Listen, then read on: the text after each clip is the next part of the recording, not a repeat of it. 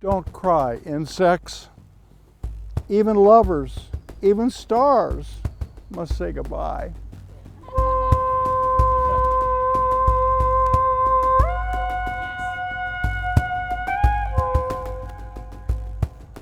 The D&R Greenway, just a few minutes away from the center of town, is home to the Scott and Hella McVay Poetry Trail, one of only a few such trails in the United States. The 55-acre park, once the site of Robert Wood Johnson's home, is just part of the 20,000 acres that the D&R Greenway Land Trust has preserved in central New Jersey. Walt Whitman, I believe a leaf of grass is no less than the journey work of the stars. Whew. I'm very fond of nature and the wonder and awe of nature. And having been married to such a poetic husband for 60 years and having met so many of these fabulous poets like Lucille Clifton and Stanley Kunitz and Jane Hirschfield and on, and how they talked about nature made me think that may be a wonderful way to bring people who do not know nature or appreciate nature to that extent closer to nature. And I think the more we know nature and appreciate it, the better we will take care of it.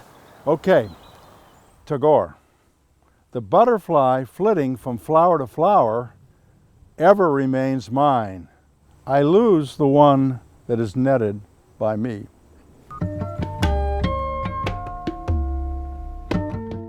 Hella's poetic husband of 60 years is Scott McVay, founding director of the Geraldine R. Dodge Foundation and the original force behind New Jersey's world-renowned Dodge Poetry Festival.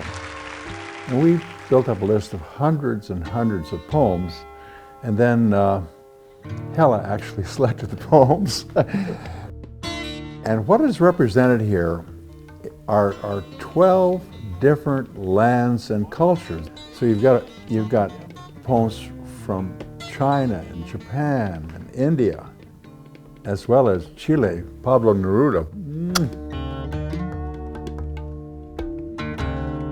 Besides dog walkers or runners, I hope that people stop and read, or maybe read it again. And if you walk the poetry trail, you see that the longer poems are usually next to benches, so people can nuzzle in there and look at it.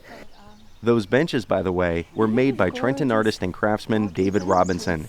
His gazebos, bridges, and benches can also be found in Central Park and at the National Arboretum.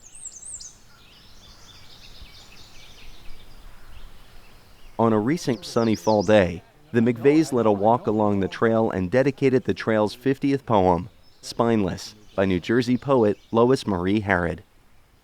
She was a public school teacher in Voorhees High School for many, many years. I wrote this poem after reading about how few really animals actually have a spine. And it was one of those biological facts that seemed to me symbolic, because indeed so few of us have the spine to stand up for what's important, to stand up for the environment, to stand up for what is true and right.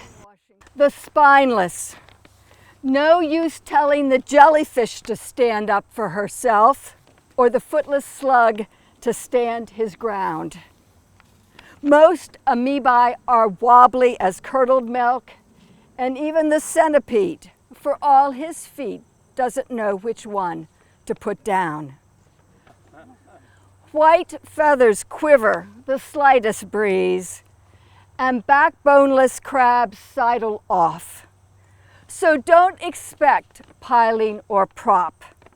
90% of us have been spineless this 3.7 billion year epoch.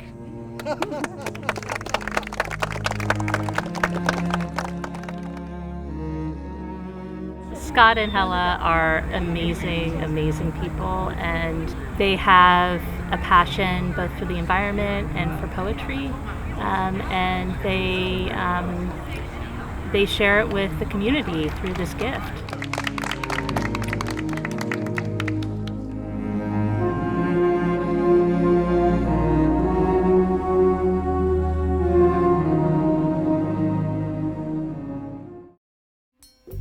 The New Jersey State Council on the Arts, encouraging excellence in public engagement in the arts since 1966, is proud to co-produce State of the Arts with Stockton University, New Jersey's distinctive university.